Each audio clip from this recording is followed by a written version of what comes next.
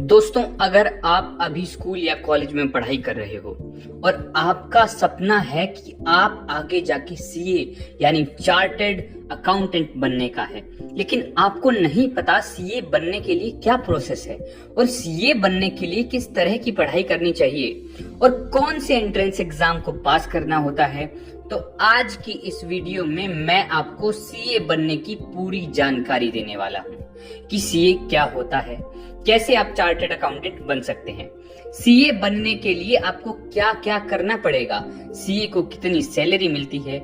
यदि आप सीए के बारे में सारी जानकारी जानना चाहते हो तो इस वीडियो को एंड तक जरूर देखिएगा। दोस्तों, सबसे पहले मैं आपको बताता हूं कि सीए होता कौन है। दोस्तों, सीए का फुल फॉर्म चार्टर्ड अकाउंटेंट होता है, जिसमें आपको हिसाब किताब के बारे में सिखाया जाता है। सीए का काम लोगों को फाइनेंशियल एडवाइस देना, बिजनेस अकाउंटेंट, टैक्स इत्यादि के बारे में पढ़ाया जाता है, जिससे आप बैंकिंग, टैक्स या फिर अकाउंटेंट की जॉब आसानी से कर सकते हो। सीए की पढ़ाई पूरी करने के बाद आपको आसानी से बड़े बड़े मल्टीनेशनल कंपनी में जॉब मिल सकती है। एक प्रोफेशनल सीए बनने के लिए आपको कई सारे एग्जाम पास करने होते, तभी आप एक अच्छे व सुदृढ़ सीए बन पाएंगे। दोस्तों, सीए कैसे बने ये जानने से सबसे पहले हम कुछ सवालों के जवाब जान लेते हैं जो आपके मन में अवश्य होंगे। क्या 12th आर्ट्स के स्टूडेंट सीए कर सकते हैं? ये एक बहुत कॉमन सवाल है जो हर आर्ट्स की पढ़ाई करने वाले स्टूडेंट के मन में होता है। अगर उन्हें चार्टर्ड अकाउंटेंट की पढ़ाई करनी है तो इसका जवाब है हाँ, आप आर्ट्स के साथ भी सीए के एंट्रेंस एग्जाम दे सकते हो और सीए बन सकते हो। क्या कोई भी स्ट्रीम के विद्यार्थी सीए का एग्जाम दे सकते हैं? जी हाँ, चार्टर्ड अकाउंटेंट एग्जाम आप कोई सी भी स्ट्रीम से दे सकते हैं, चाहे आप आर्ट्स के स्टूडेंट हो या फिर कॉमर्स के या फिर साइंस के।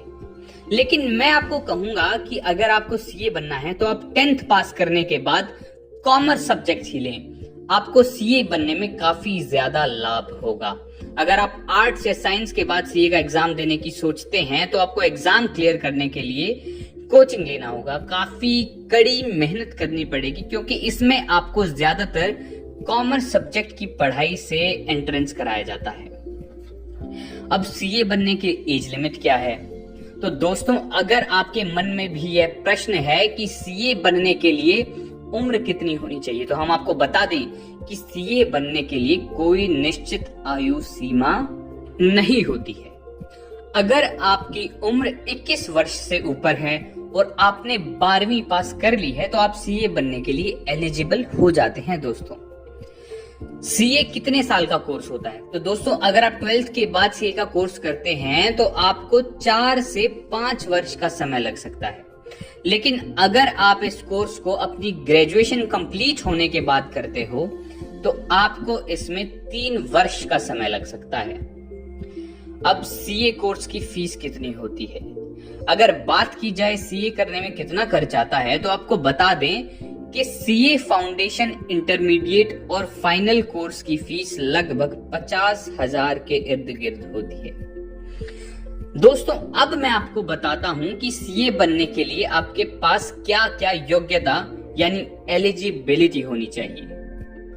सीए एंट्रेंस एग्जाम के लिए आप 10th पास करने के बाद अप्लाई कर सकते हैं, लेकिन एग्जाम आपको 12वीं के बाद ही देना होगा।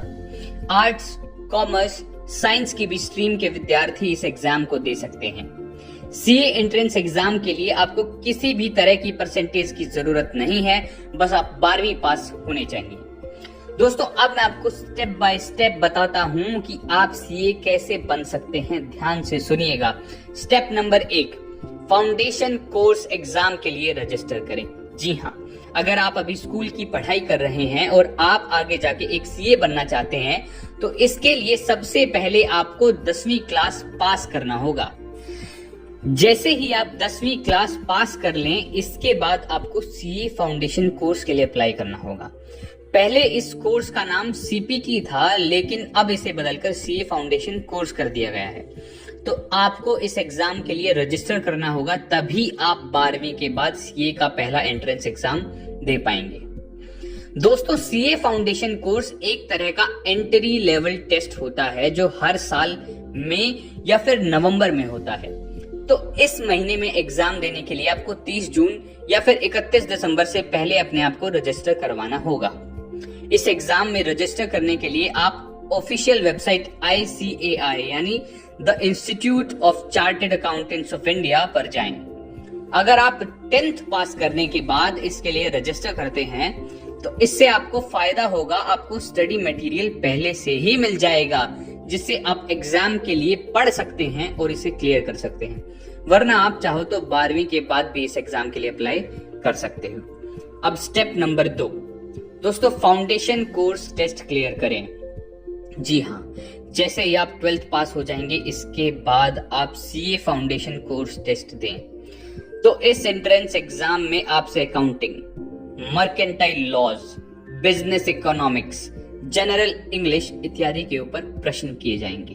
अब स्टेप नंबर 3, अब इंटरमीडिएट कोर्स के लिए रजिस्टर करें और इसे क्लियर करें। दोस्तों इंटरमीडिएट कोर्स जिसे हम IPCC भी कहते हैं, जिसका फुल फॉर्म है इंटीग्रेटेड प्रोफेशनल कॉम्पिटेंसी कोर्स है, जो कि आप CA foundation course exam clear करने के बाद कर सकते हैं।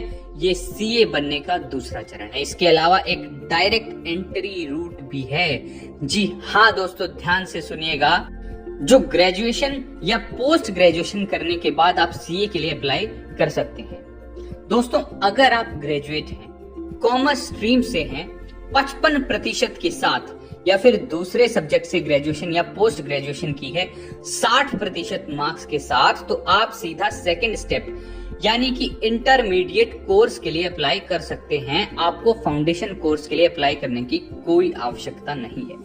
अब स्टेप नंबर 4 की बात करते हैं। आप दोस्तों सीए आर्टिकलशिप के लिए अप्लाई करें। जैसे ही इंटरमीडिएट कोर्स की पढ़ाई पूरी कर लें, सारे एग्जाम क्लियर कर लें, इन सभी के बाद आपको 3 वर्ष की सीए की ट्रेनिंग लेनी होती है, जिसके बाद ही आप सीए बनने के लिए फाइनल एग्जाम के लिए अप्लाई कर सकते हैं। तो फाइनल एग्जाम के लिए अप्लाई करने से पहले आपको AICITSS यानी कि advanced integrated course of information technology and soft skills को पूरा करना होगा। स्टेप नंबर 5, अब सीए फाइनल कोर्स क्लियर करें। दोस्तों जैसे ही आप IPCC क्लियर कर लेते हैं, इसके बाद आपको 3 वर्ष की प्रैक्टिकल ट्रेनिंग के लिए अप्लाई करना होगा, जिसे हम आर्टिकलशिप भी कहते हैं। तो ध्यान रहे, जैसे ही आप 3 साल पूरे होने के 6 महीने पहले ही सीए के फाइनल एग्जाम को दे सकते हैं। इसमें आपको बहुत एडवांस लेवल पर एग्जाम क्लियर करना होता है। इस एग्जाम को भी 2 ग्रुप में बांटा जाता है, ग्रुप 1 और ग्रुप 2। ये एग्जाम काफी मुश्किल होता है क्योंकि ये फाइनल एग्जाम है। इसके बाद आप सीए बन जाएंगे। तो जैसे ही आप फाइनल ईयर में हैं, ये सारे एग्जाम क्लियर कर लेते हैं, अब आपको ICAI कंपनी में अपने आप को रजिस्टर करना होगा एक चार्टर्ड अकाउंटेंट की तरह, तभी आप एक सीए कहलाएंगे। इसके बाद आप किसी भी कंपनी में एक चार्टर्ड अकाउंटेंट की तरह आसानी से जॉब कर सकते हैं और अच्छी खासी सैलरी पा सकते हैं। दोस्तों अब हम बात करते हैं सीए की सैलरी के बारे में, कि अगर आप सीए बन जाते हैं तो आपको कितनी सैलरी मिलेगी। जैसा कि हम वीडियो की स्टार्टिंग में बता चुके हैं कि सीए का काम financial advice, business accounting, bank audit, tax planning से जुड़ा होता है। ऐसे में अगर बात किसी सीए की सैलरी की जाए तो यह पूरी तरह उनके काम और अनुभव पर निर्भर करता है। अगर आप फ्रेशर सीए हैं तो आपको मंथली 70,000 के आसपास तक की सैलरी मिल सकती है, लेकिन समय बीतने के साथ आपको इस क्षेत्र में अनुभव होता जाता है और आपकी सैलरी मंथली 3 लाख तक भी जा सकती है। तो दोस्तों इस वीडियो में मैंने आपको बताया कि आप सीए कैसे बन सकते हो, सीए बनने के लिए आपको क्या करना पड़ेगा।